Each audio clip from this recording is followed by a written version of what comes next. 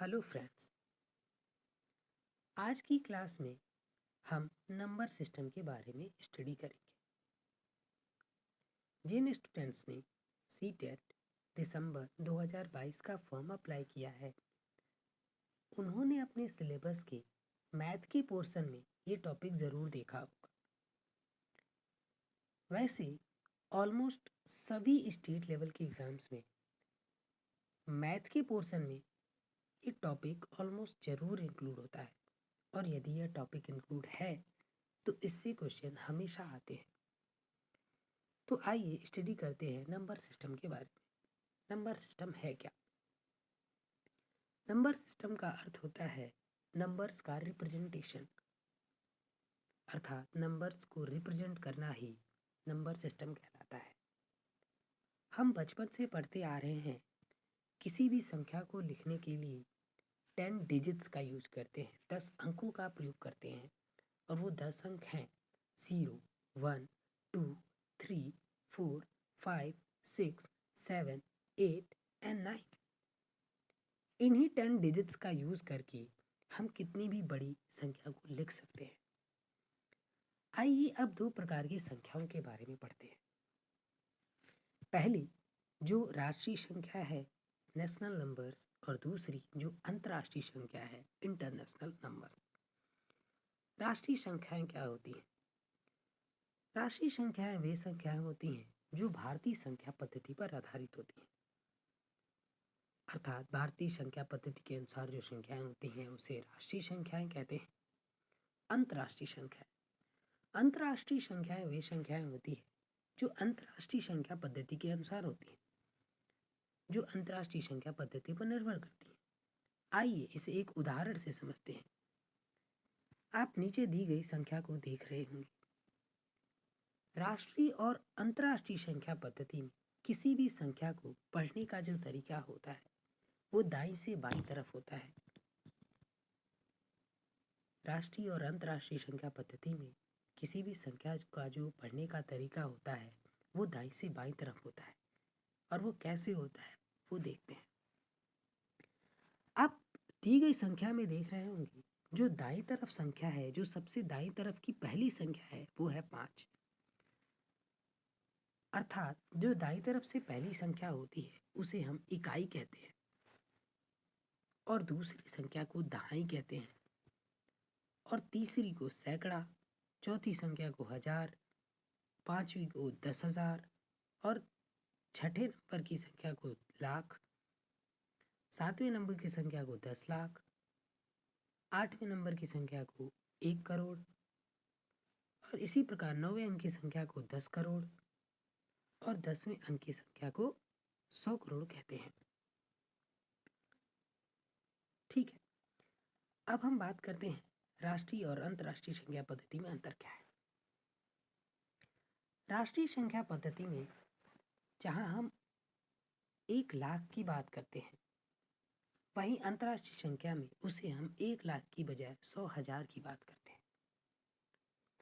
और जो मुख्य अंतर है वो ये है कि राष्ट्रीय संख्या पद्धति में 10 लाख कहते हैं, तो अंतर्राष्ट्रीय संख्या पद्धति में 10 लाख को हम 1 मिलियन कहते हैं, 1 मिलियन कहते हैं।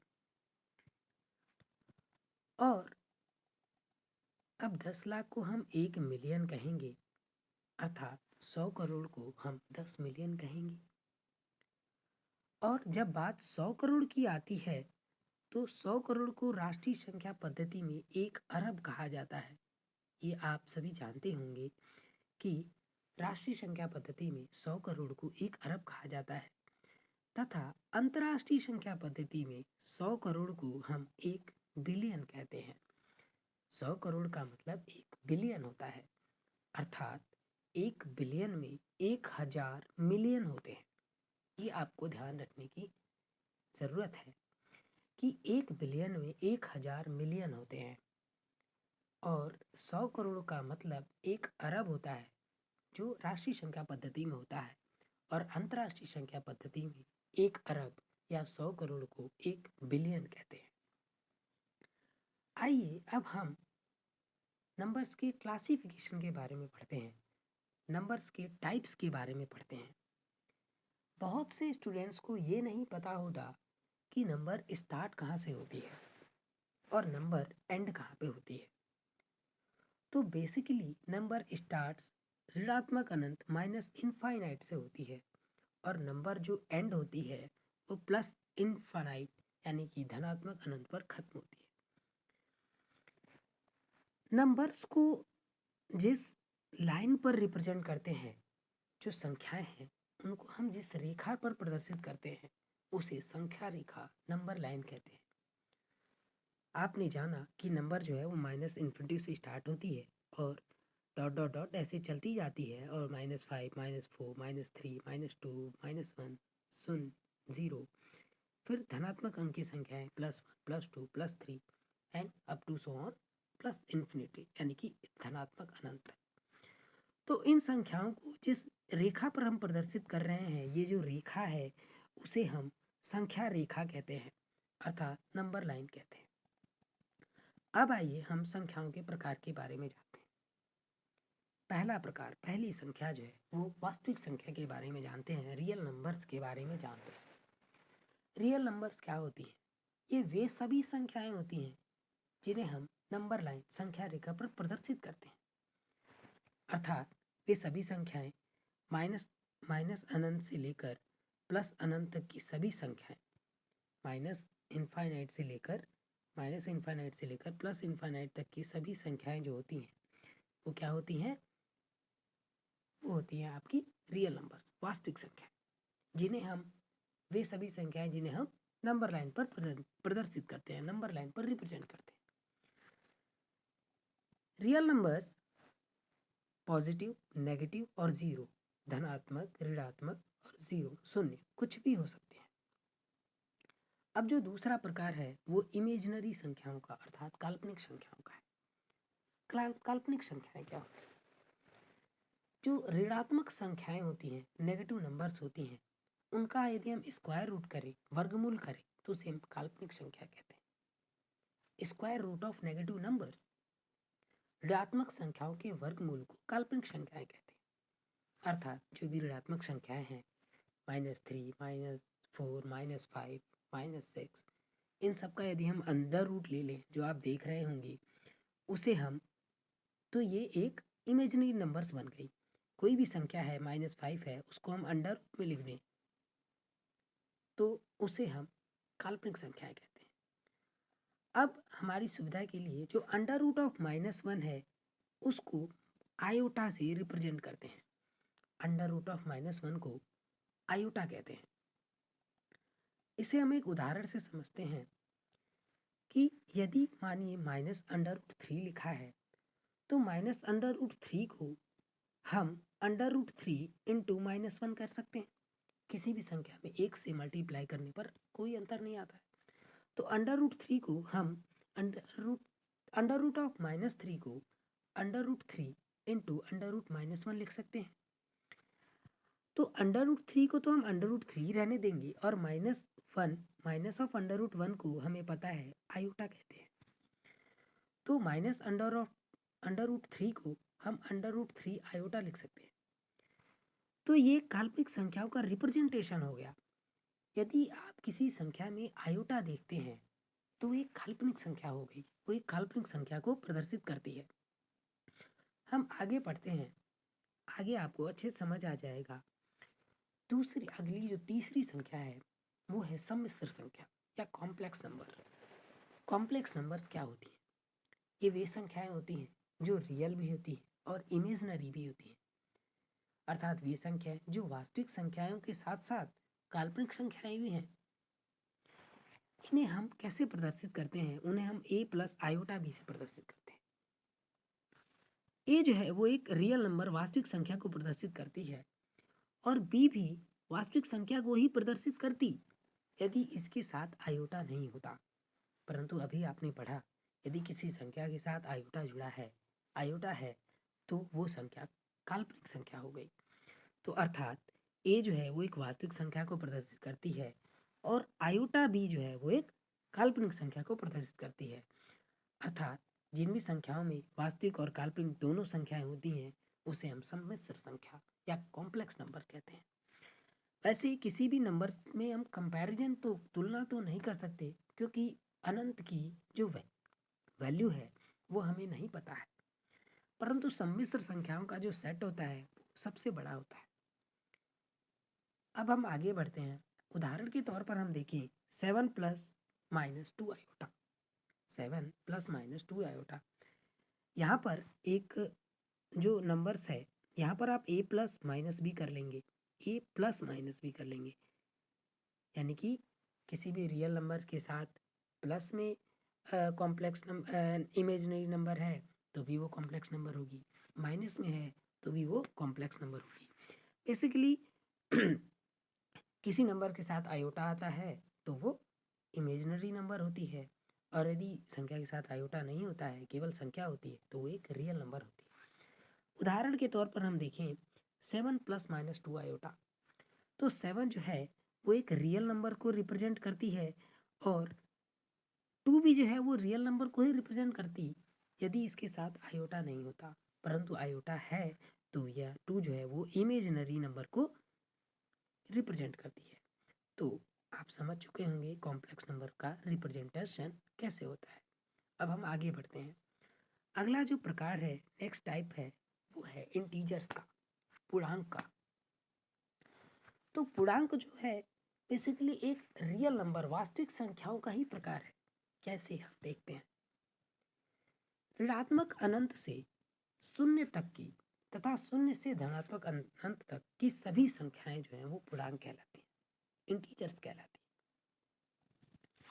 अर्थात माइनस इन्फिनिटी से प्लस इन्फिनिटी तक की सभी संख्याएं जो हैं वो पूर्णांक कहलाती हैं, या वे सभी संख्याएं जिन्हें हम p बाई क्यू के रूप में लिख सकें, यानी अंश और हर के रूप में लिख सकें, परंतु जो हर की वैल्यू है वो +1 होनी चाहिए। पूर्णांक में ये कंडीशन आती है कि जो हर की वैल्यू है वह +1 ही होनी चाहिए। अर्थात वे सभी संख्याएं जो माइनस इन्फिनिटी से प्लस इन्फिनिटी तक की हैं वो एक इंटीजर्स होती हैं। अब आप सोच रहे होंगे फिर रियल नंबर और इंटीजर्स में अंतर क्या है? तो अंतर सिर्फ इतना है कि वास्तविक संख्या के समुच्चय में, वास्तविक संख्याओं में p बाई क्यू यानी कि अंश और हर की जगह q की वैल्यू आप कुछ भी ले सकते हैं, q की वैल्यू आप कुछ भी ले सकते हैं। तो जो सारा सेट होगा, जो भी नंबर्स आएंगी वो रियल नंबर्स में आएंगी। अर्थात यदि हम 2/3 लें, 2/3, 4/5, वो सभी रियल नंबर्स में आती हैं, परंतु इंटीजर्स में ऐसा नहीं है।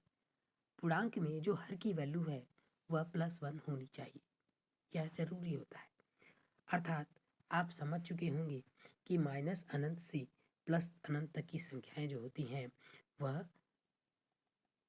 पूर्णांक यानी कि इंटीजर्स कहलाती है। अब अगला जो प्रकार है वो है पूर्ण संख्याओं का, होल नंबर्स का। होल नंबर्स क्या है? ये भी जो है वो रियल नंबर का ही प्रकार है। आप रियल नंबर्स में पढ़ चुके हैं कि माइनस इन्फिनिटी से प्लस इन्फिनिटी तक की संख्याएं होती हैं। रियल नंबर्स में माइनस इन्फिनिटी से प्लस इन्फिनिटी तक की संख्याएं होती हैं।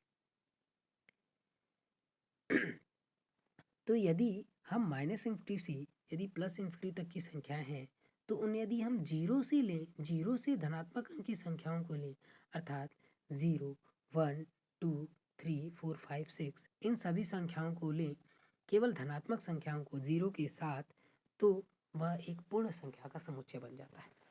अर्थात शून्य से लेकर धनात्मक अंक, धनात्मक अनंत तक की संख्याओं को पूर्ण संख्या कहते हैं। अगला जो प्रकार है वो है प्राकृतिक संख्याओं का। प्राकृतिक संख्या या प्राकृत संख्या, नेचुरल नंबर्स। अब यदि शून्य को भी हटा दिया जाए, यानी केवल धनात्मक अंक को लिया जाए, शून्य को छोड़कर केवल धनात्मक अंकों का समुच्चय लिया जाए, अर्थात 1, 2, 3, 4, 5 एंड प्लस इन्फिनिटी तक, प्लस अनंत तक की संख्याओं को लिया जाए, तो वो एक नेचुरल नंबर्स का सेट होता है, नेचुरल नंबर्स का समुच्चय होता है। हम आगे बढ़ते हैं। अगला जो प्रकार है 7वां, वो है परिमेय संख्याओं का। परिमेय संख्याएं क्या है, इसे हम ध्यान से पढ़ेंगे।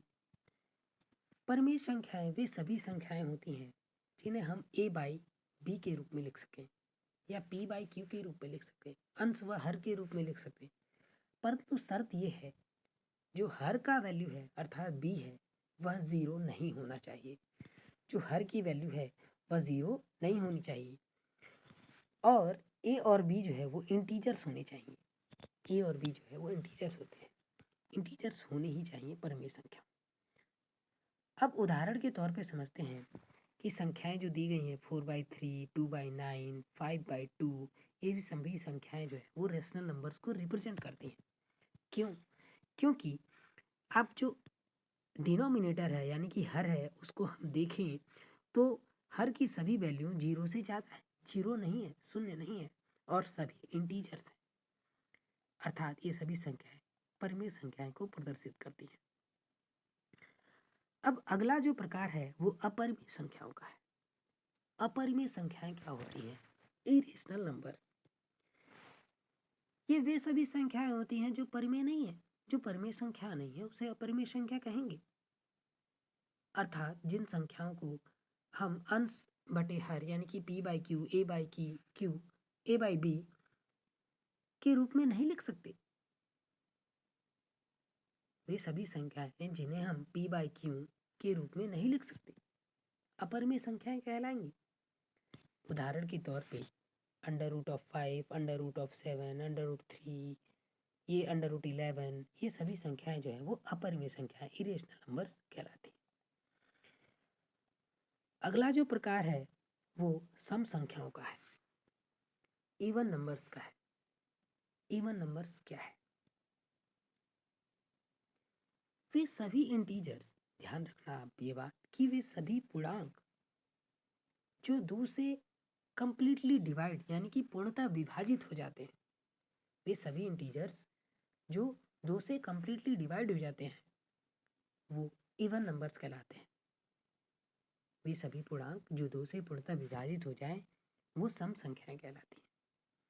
जैसे -8, -6, -4, -2, 0 n +2 +4 +6 +8 +10। अब आप देखेंगे कि वे सभी संख्याएं जिनके इकाई का यदि यूनिट का अंक, यूनिट का डिजिट जो है वो 0 है, 2 है, 4 है, 6 है या 8 है, तो वे सभी संख्याएं सम संख्याएं हैं। उदाहरण पे आप देखें कि हमें एक संख्या दिख रही है 2968, तो इसमें जो इकाई का अंक है वो 8 है और अगली जो संख्या है उसमें इकाई का अंक 6 है, अर्थात ये भी 2 से पूर्णतः विभाजित होता है, अर्थात ये एक सम संख्या है। ये निम्न जो चारों संख्याएं दी गई हैं जिनके इकाई का अंक 2 है, इकाई का अंक 0 है, अर्थात ये सभी संख्याएं 2 से कम्प्लीटली डिवाइडेबल है। ठीक है, आगे जब हम विभाजिकता का नियम पढ़ रहे होंगे तो हम ये पढ़ेंगे सभी संख्याओं के बारे में कि कौन सी संख्या किस संख्या को कम्प्लीटली डिवाइड कर देगी। अब जो इवन नंबर्स है उनको हम 2n से रिप्रेजेंट करते हैं, 2n से प्रदर्शित करते हैं, जहाँ पर n जो है वो एक इंटीजर है। ये ध्यान रखने बात होती है कि n जो है वो एक इंटीजर है। n की जगह आप कुछ भी ले लें 2, 3, तो हमें एक इवन नंबर ही प्राप्त होगी, यानी कि 2 की जगह यदि हम 3 लिखें तो हमें 6 प्राप्त होगी। जो 6 जो है वो एक इवन नंबर है। क्यों? क्योंकि 6 जो है वो 2 से कम्प्लीटली डिवाइडेबल है, कम्प्लीटली डिविजिबल है। आप n की जगह कोई भी पूर्णांक लेकर के देख सकते हैं, हमें एक इवन नंबर ही प्राप्त होती है। अब अगला जो प्रकार है वो है विषम संख्याओं का, ऑड नंबर्स का। ऑड नंबर्स क्या होते हैं? वे सभी इंटीजर्स जो 2 से डिवाइड नहीं होते, कंप्लीटली डिवाइड नहीं होते। ध्यान रखने बात यह है कि वे सभी इंटीजर्स, वे सभी पूर्णांक जो 2 से पूर्णतया विभाजित नहीं होते, 2 से पूर्णतया विभाजित कंप्लीटली डिवाइड नहीं होते, अर्थात -5, -3, -1, -7, +1, +3, +5, +7, +9, ये आप देखेंगे तो ये 2 से पूर्णतः विभाजित नहीं है। अर्थात हमें ये पता चलता है कि जिन संख्याओं का इकाई का अंक 1, 3, 5, 7 या फिर 9 है तो वो संख्या विषम संख्या है। अर्थात दी गई संख्याओं में आप देखेंगे जो इकाई का अंक है वो 1 है, इस संख्या में इकाई का अंक 3 है, इस संख्या में इकाई का अंक 5 है, इस संख्या में इकाई का अंक 7 है और इस संख्या में इकाई का अंक 9 है। अर्थात ये सभी जो इकाई के अंक है वो 2 से विभाजित नहीं होते, 2 से कंप्लीटली डिवाइड नहीं होते, अर्थात ये विषम संख्याएं हैं। अब विषम संख्याओं को हम 2n+1 से रिप्रेजेंट करते हैं, 2n+-1 से रिप्रेजेंट करते हैं, 2n+-1 से, जहाँ पर n जो है वो एक इंटीजर यानी पूर्णांक को प्रदर्शित करता है, n जो है एक पूर्णांक को प्रदर्शित करता है। अब कोई भी नंबर ले ले n की जगह, यदि हम 3 लेते हैं तो हमें प्राप्त होगा 2 × 3, यदि हम प्लस लें तो हमें प्राप्त होगा 7, यदि हम माइनस लें तो हमें प्राप्त होगा 5, जो कि दोनों जो है वो 2 से डिवाइडेबल नहीं है, 2 से कंप्लीटली डिवाइडेबल नहीं है, अर्थात ये दोनों संख्याएं क्या हैं, ऑड नंबर्स हैं। अब हम एक महत्वपूर्ण बात पढ़ते हैं, महत्वपूर्ण नोट पढ़ते हैं, वो क्या है कि बहुत से अभी तक ये डाउट में है कि शून्य जो है वो इवन है या ऑड है, सम संख्या या विषम संख्या। आइए जानते हैं। आपने पढ़ा कि नंबर्स को हम नंबर लाइन पर रिप्रेजेंट करते हैं, नंबर्स को हम नंबर लाइन पर रिप्रेजेंट करते हैं। तो हम देखें जब हम माइनस इन्फाइनाइट ऋणात्मक अनंत की तरफ से बढ़ते हैं, तो जब हम आगे बढ़ते हैं जैसे -6, -5, -4, -3, -2, -1, 0, 1, 2, 3, 4, तो यहाँ पर हम देखते हैं कि जितनी भी सम संख्याएं हैं यानी कि -6, -4, -4, -2, जितनी भी सम संख्याएं हैं उनके बीच जो है हमें एक विषम संख्या मिलती है, जितनी भी सम संख्याएं हैं उनके बीच हमें एक विषम संख्या मिलती है। तो अब हम आगे बढ़ें तो देखें कि +4 के बाद हमें प्लस 4 के पहले हमें +2 मिलती है, +2 के बाद यदि हम एक स्थान छोड़ें यानी कि हर एक विषम संख्या के बाद सम संख्या है, अर्थात -4 के बाद हम एक संख्या छोड़ दें यानी कि -3 जो कि विषम है, तो हमें -2 जो एक इवन नंबर यानी कि सम संख्या प्राप्त होती है। अब हम -2 के बाद एक डिजिट को छोड़ दें, एक अंक को छोड़ दें जो कि -1 है, जो ऑड नंबर्स है, तो हमें 0 प्राप्त होता है। हम नेगेटिव इन्फाइनाइट यानी कि ऋणात्मक अनंत से बढ़ते हैं तो भी हम देखते हैं कि -4 के बाद एक यदि अंक हम छोड़ें यानी कि -3 को छोड़ें तो हमें -2 जो सम संख्या है, -2 के बाद यदि हम एक अंक छोड़ें तो हमें 0 प्राप्त होती है। उसी तरह यदि +4 की तरफ से देखें, एक अंक छोड़ें अर्थात 3 को यदि हम छोड़ें तो हमें एक सम संख्या प्राप्त होती है, फिर हम 1 को छोड़ें तो हमें एक सम संख्या यानी कि 0 प्राप्त होती है। अर्थात हम देखें कि 0 भी जो है वो 2 विषम संख्याओं के बीच में आता है, 2 विषम संख्याओं के बीच में आने वाली संख्या सम संख्या होती है, अर्थात 0 भी जो है वो एक सम संख्या है। तो उम्मीद है आपका ये जो डाउट है वो क्लियर हो चुका होगा कि 0 सम है या विषम। तो 0 जो है वह एक सम संख्या है, शून्य जो है वो एक सम संख्या है, 0 इज एन इवन नंबर। अब हम दूसरा नोट पढ़ते हैं। दूसरा जो एक महत्वपूर्ण बात है वो ये है, यदि हम विषम संख्या में विषम संख्या जोड़ें या घटाएं तो हमें क्या प्राप्त होगा। यदि विषम संख्या में विषम संख्या को ही जोड़ा या घटाया जाता है तो हमें एक सम संख्या प्राप्त होती है। उदाहरण आप देख लो, यदि 3 एक विषम संख्या है, 3 में यदि हम 5 जोड़ें तो हमें एक 8 प्राप्त होती है, संख्या 8 प्राप्त होती है, जो कि क्या है, 2 से कंप्लीटली डिवाइडेबल है, अर्थात 8 जो है वो एक सम संख्या है। उसी तरह यदि हम विषम संख्या में एक सम संख्या जोड़े या घटाएं तो हमें एक विषम संख्या प्राप्त होती है, अर्थात यदि हम 5 एक विषम संख्या ले लें, उसमें हम 2 जोड़ें या घटाएं, हमें एक ऑड नंबर प्राप्त होगी, एक विषम संख्या प्राप्त होगी। उसी तरह यदि हम सम संख्या में सम संख्या जोड़े या घटाएं तो हमें एक सम संख्या प्राप्त होती है, यानी कि हम 4 में यदि 4 जोड़े या घटाएं तो हमें एक सम संख्या प्राप्त होगी, 8 या फिर 0 जो एक सम संख्या है। अब हम बात करते हैं, आप सोच रहे होंगे कि प्लस माइनस के अबाउट तो जान लिया, अब मल्टीप्लाई के बारे में जानते हैं। यदि विषम संख्याओं से ही गुणा किया जाए तो हमें एक विषम संख्या प्राप्त होती है। जैसे 3 का 5 के साथ यदि हम मल्टीप्लाई करेंगे तो हमें 15 प्राप्त होता है, जो एक ऑड नंबर है। और यदि विषम संख्याओं के साथ सम संख्याओं को मल्टीप्लाई करें तो हमें एक सम संख्या प्राप्त होती है।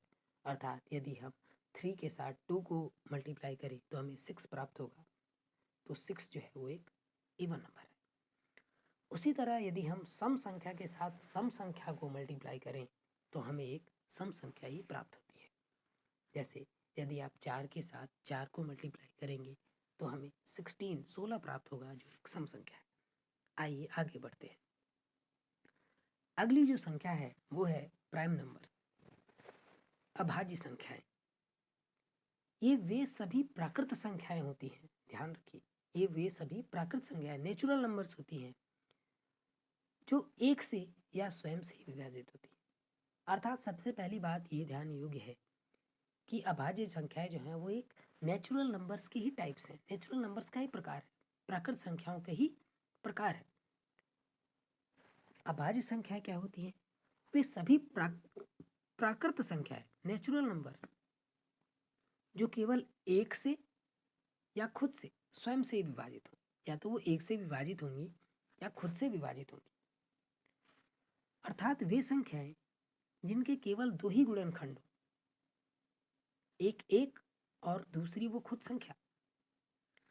तो नीचे जो उदाहरण के तौर पे जो आप संख्याएं देख रहे होंगे, 2, वो केवल एक से या तो डिवाइड होगी या फिर 2 से डिवाइड होगी, या तो एक से कंप्लीटली डिवाइड होगी या खुद से 2 से डिवाइड होगी। अगली संख्या है 3, वो भी या तो एक से डिवाइड होगी और या फिर 3 खुद से डिवाइड होगी।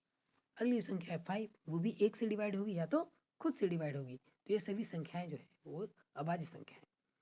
अब अभाज्य संख्याओं के बारे में ये कुछ महत्वपूर्ण बातें हैं जो हमें ध्यान रखनी योग्य है।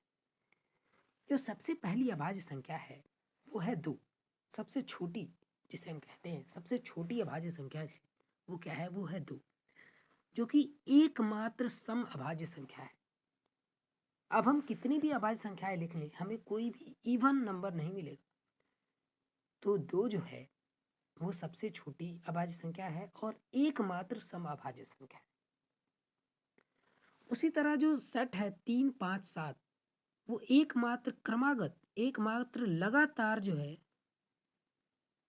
3 विषम संख्याओं का जो है विषम संख्याओं का समुच्चय है जो अभाज्य संख्या है। एकमात्र लगातार, एकमात्र 3 क्रमागत अभाज्य संख्याएं हैं 3, 5, 7। यदि हम आगे देखें, आप ऊपर देख रहे होंगे जो अभाज्य संख्याओं का समुच्चय लिखा हुआ है 2, 3, 5, 7, 11। अब 7 के बाद 9 नहीं आता, तो 9 जो है वो अभाज्य संख्या नहीं है, क्योंकि ये 3 से भी डिवाइडेबल है, 1 से डिवाइडेबल है, 3 से डिवाइडेबल है और 9 से डिवाइडेबल है। अर्थात 9 जो है वो एक अभाज्य संख्या नहीं है। तो हमें एक जो है क्रमागत 3 क्रमागत संख्याएं नहीं मिलेंगी। 7 के बाद 9 नहीं, 11 आता है अभाज्य संख्याओं के समुच्चय में। तो एकमात्र जो सेट है 3, 5 और 7, वो एकमात्र 3 विषम संख्याओं का सेट है जो कि अभाज्य संख्या है। तो ये बात ध्यान रखने योग्य है कि 3, 5, 7 जो है एकमात्र 3 क्रमागत अभाज्य संख्या है। अभाज्य संख्याओं का जो रिप्रेजेंटेशन होता है वो 6n + -1 होता है। 6n + -1 होता है, जहाँ n जो है वो एक नेचुरल नंबर को रिप्रेजेंट करता है। अब यहाँ पर आप कुछ भी रखें, n की जगह यदि हम 2 रखें तो हमें क्या प्राप्त होगा? यदि हम प्लस लेते हैं तो 13 प्राप्त होगा और माइनस लेते हैं तो हमें 11 प्राप्त होगा। तो 11 और 13 दोनों जो है वो अभाज्य संख्या है। अगली जो महत्वपूर्ण बात ये है वो ये है कि एक जो है वो अभाज्य संख्या नहीं है, क्योंकि इसके 2 गुणनखंड नहीं है। एक के केवल एक ही गुणनखंड है, 1। अब अगला जो महत्वपूर्ण बात ये है वो है सभी अभाज्य संख्याओं का वर्गमूल अपरिमेय संख्या है, इरेशनल नंबर है। जितनी भी अभाज्य संख्या है, यानी कि 3, इसको हम अंडर रूट ले लें, 5 यानी अंडर रूट ले लें, तो ये सभी जो हमें एक अपरिमेय संख्या प्राप्त होती है।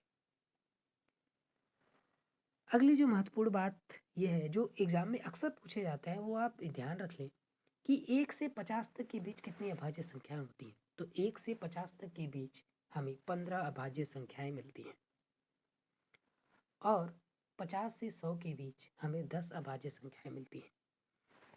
इसी प्रकार 1 से 100 तक की बात करें, 1 से 100 तक की संख्याओं के बीच हमें 25 अभाज्य संख्याएं मिलती हैं। ये 3 बातें यदि आप ध्यान रखें, ये अक्सर एग्जाम में पूछे जाते हैं, तो आप ध्यान रखिएगा इनको। अगली जो संख्या का प्रकार है वो है भाज्य संख्याएं, कंपोजिट नंबर्स। हमें अभाज्य संख्याओं के बारे में पढ़ा। तो भाज्य संख्याएं क्या है? भाज्य संख्याएं वे संख्याएं हैं जो अभाज्य नहीं है, अर्थात वे संख्याएं जिनके 2 से ज्यादा गुणनखंड है, अर्थात वे संख्याएं जिनके कम से कम 3 गुणनखंड हो, वो भाज्य संख्याएं कहलाएंगी। जैसे 4, 6, 8, 9। अब हम पढ़ेंगे जैसे संख्या 4 है, इसके गुणनखंड क्या है? गुणनखंड वे होती हैं जो दी गई संख्या को डिवाइड कर दे, कंप्लीटली डिवाइड कर दे। तो 4 के गुणनखंड क्या है? 1। 1 भी जो है वो 4 को कंप्लीटली डिवाइड कर देगा। 2 भी जो है 4 को डिवाइड कर देगा और 4 भी 4 को डिवाइड कर देगा। यहाँ हम देखते हैं कि 4 की जो है वो 2 से ज़्यादा अर्थात 3 गुणनखंड है। तो 4 जो है वो एक कंपोजिट नंबर से भाज्य संख्या है। अब हम महत्वपूर्ण बात एक देखेंगे, नोट में पढ़ेंगे कि एक जो है नहीं वो भाज्य संख्या है, भाज्य संख्या भी नहीं है, और हमने पढ़ा कि एक जो है वो अभाज्य संख्या भी नहीं। तो एक नहीं भाज्य संख्या है, नहीं अभाज्य। एक भाज्य संख्या क्यों नहीं है? क्योंकि केवल इसका एक ही गुणनखंड है। और हमने भाज्य संख्या की परिभाषा में पढ़ा कि भाज्य संख्याएं वे संख्याएं होती हैं जिनके कम से कम 3 गुणनखंड अर्थात एक नहीं भाज्य संख्या है और नहीं अभाज्य संख्या है। अब एक महत्वपूर्ण बात यह है कि जो सबसे छोटी भाज्य संख्या है वो क्या है? सबसे छोटी भाज्य संख्या है 4 है। और सबसे छोटी विषम भाज्य संख्या, सबसे छोटी विषम भाज्य संख्या वो है 9। हम ये भी कह सकते हैं कि सबसे छोटी भाज्य संख्या या फिर सबसे छोटी समभाज्य संख्या वो है 4 और सबसे छोटी विषम भाज्य संख्या वो है 9। अगला जो संख्याओं का प्रकार है वो है सह अभाज्य संख्या, रिलेटिवली प्राइम या फिर प्राइम नंबर। ऐसी 2 प्राकृत संख्याएं, ध्यान रखिएगा, ऐसी 2 नेचुरल नंबर्स, ऐसी 2 प्राकृत संख्याएं जिनका HCF महत्तम समापवर्ग 1 हो, अर्थात 1 के अलावा कोई भी उभयनिष्ठ गुणनखंड न हो। अर्थात ऐसी 2 प्राकृत संख्याओं का समुच्चय, ऐसी 2 प्राकृत संख्याएं जो केवल 1 से ही डिवाइड हो, 1 से ही डिवाइड हो, केवल एक ही जो है वो कॉमन गुणनखंड हो, वो या तो 1 से डिवाइड हो या खुद से डिवाइड हो, और केवल एक जो है वो कॉमन गुणनखंड हो, तो वो अभाज्य सह अभाज्य संख्या, रिलेटिवली प्राइम या को प्राइम नंबर कहलाती है। उदाहरण से आप अच्छे से समझेंगे। उदाहरण में हम देख रहे हैं 2 और 3, इन दोनों में केवल एक पॉइंट कॉमन है, एक भी 2 को डिवाइड करेगा और 3 भी जो है वो एक जो है वो 3 को भी डिवाइड करेगा। एक जो है वह 2 को भी डिवाइड करेगा और एक जो है वह 3 को भी डिवाइड करेगा। इसके अलावा और कोई भी अंक नहीं है, कोई भी डिजिट नहीं है जो इनको डिवाइड करे। इनके अलावा कॉमन डिजिट नहीं है, एक ही है जो 2 को भी डिवाइड करेगा और 3 को भी डिवाइड करेगा। मात्र कॉमन जो फैक्टर है, कॉमन गुणनखंड है, वो एक ही है। अब उदाहरण से आपको कन्फ्यूजन हो रही होगी, तो हम एक और उदाहरण लेते हैं। जैसे हम एक उदाहरण ले 16 और 24, इन 2 प्राकृत संख्याओं का समुच्चय, ये 2 प्राकृत संख्या, क्या ये सहअभाज्य संख्या है? हम देखते हैं एक 16 को भी डिवाइड करता है और 24 को भी डिवाइड करेगा, परंतु एक के साथ साथ यदि हम 4 की बात करें तो 4 भी जो है 16 को डिवाइड कर देता है और 24 को भी डिवाइड कर देता है। अर्थात यह एक सहअभाज्य संख्या नहीं है, क्योंकि इनमें एक के अलावा एक अंक 4 एक कॉमन गुणनखंड है। तो उम्मीद है अब आप समझ चुके होंगे सहअभाज्य संख्याएं क्या है। वे दो प्राकृत संख्याएं जिनमें एक के अलावा और कोई कॉमन उभयनिष्ठ गुणनखंड न हो। अब अगली संख्या है, उसके बारे में हम पढ़ते हैं, जो है परफेक्ट नंबर, संपूर्ण संख्या। संपूर्ण संख्याएं क्या होती? किसी संख्या के सभी उचित गुणनखंडों का योग, ध्यान रखना, प्रॉपर फैक्टर्स, जो सभी उचित गुणनखंड का योग उस संख्या के बराबर हो।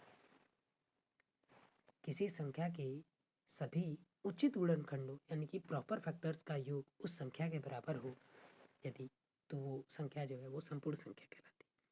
परंतु एक शर्त यह है कि गुणनखंडों में स्वयं उस संख्या को एक्सक्लूड करना है, यानी कि बाहर रखना है। स्वयं उस संख्या को जोड़ना नहीं है, इंक्लूड नहीं रखना नहीं है, क्योंकि यदि हम वह संख्या स्वयं जोड़ देंगे तो हमें जो योग प्राप्त होगा वो मूल संख्या का दोगुना प्राप्त होगा। तो ध्यान रखने बात ये है कि किसी भी संख्या के जो प्रॉपर फैक्टर्स हैं उनका योग उस संख्या के बराबर हो, परंतु स्वयं उस संख्या को छोड़कर। तो यदि ऐसा होता है तो हमें जो प्राप्त संख्या होती है वो एक संपूर्ण संख्या होती है। जैसे हम उदाहरण के तौर पर संख्या 6 ले लें, तो 6 के 3 गुणनखंड है। एक से भी 6 कंप्लीटली डिवाइड हो जाएगा, 2 से भी 6 कंप्लीटली डिवाइड हो जाएगा और 3 से भी 6 कंप्लीटली डिवाइड हो जाएगा। एक संख्या 6 भी है जो 6 को कंप्लीटली डिवाइड कर देगी, परंतु हमने परिभाषा में पढ़ा कि हमें स्वयं उस संख्या को एक्सक्लूड करना है, यानी कि बाहर रखना है। तो अब हम जो 6 के गुणनखंड है, 6 को छोड़कर इनका हम योग करें, अर्थात 1 + 2 + 3 करें तो हमें 6 प्राप्त होती है, अर्थात हमें मूल संख्या प्राप्त हो गई, अर्थात 6 जो है एक परफेक्ट नंबर है। ध्यान रखिएगा, 1 से 100 के बीच एक महत्वपूर्ण बात है, 1 से 100 के बीच केवल 2 ही संपूर्ण संख्याएं हैं। 1 से 100 के बीच केवल 2 संपूर्ण संख्याएं हैं, 6 और 28, और कोई संख्या 1 से 100 के बीच संपूर्ण संख्या नहीं है। अब 28 के हम गुणनखंड देखें, वो है 1, 2, 4, 7 और 14। इन सबको यदि हम जोड़ते हैं तो हमें 28 प्राप्त होता है। 14 और 7 21, 21 4 25, 25 2 27, 27 और 1 28, अर्थात 28 जो है वो एक क्या है, संपूर्ण संख्या है, परफेक्ट नंबर है। अब आप एक उदाहरण के तौर पे संख्या 8 ले लें, तो 8 के गुणनखंड क्या है, 1, 2 और 4।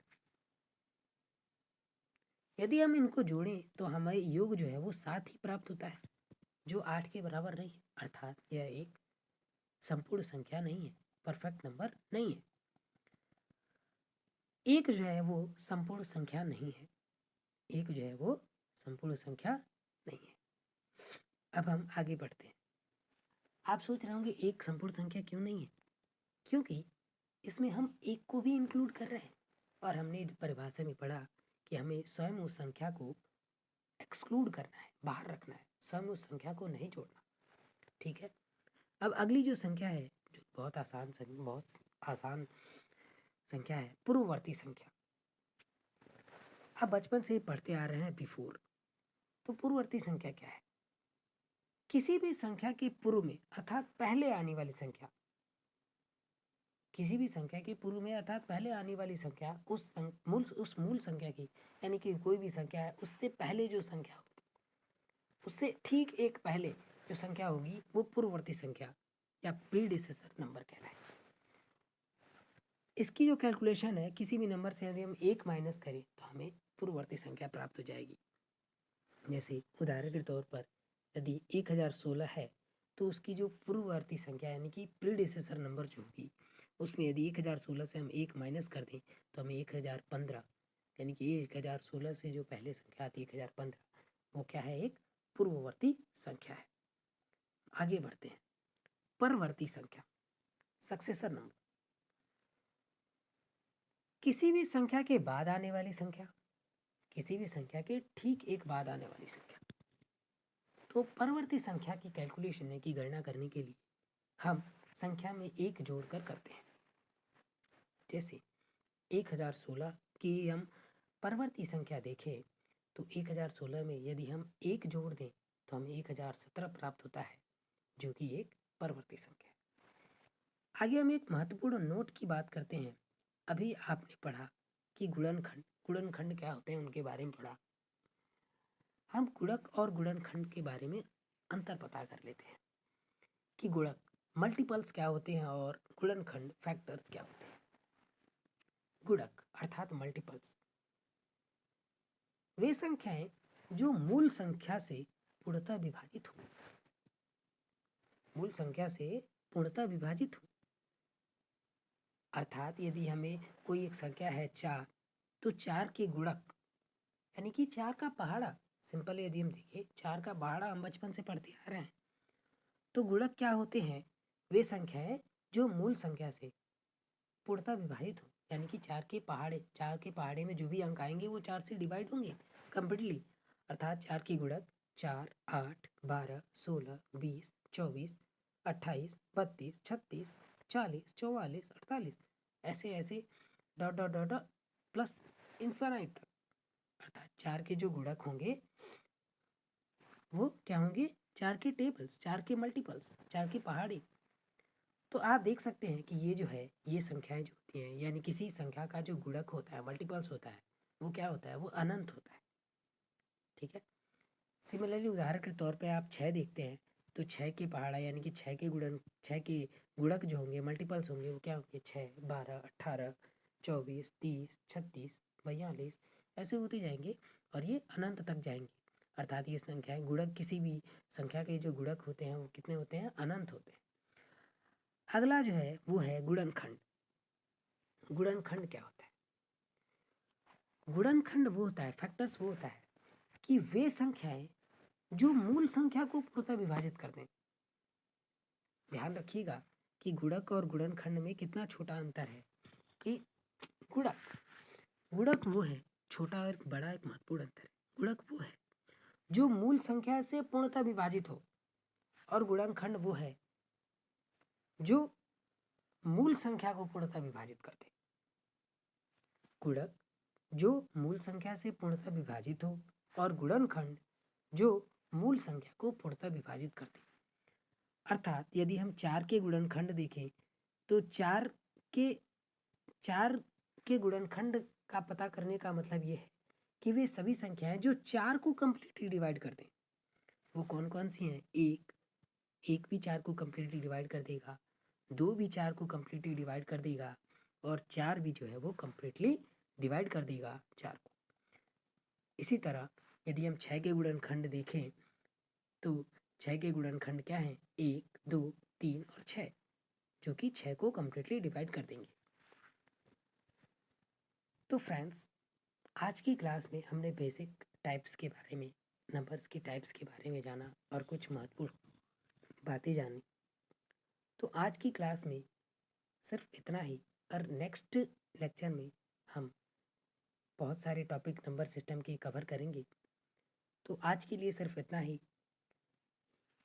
वीडियो आपको अच्छी लगी हो तो फ्री में मत देखिएगा, लाइक और शेयर कर दीजिएगा।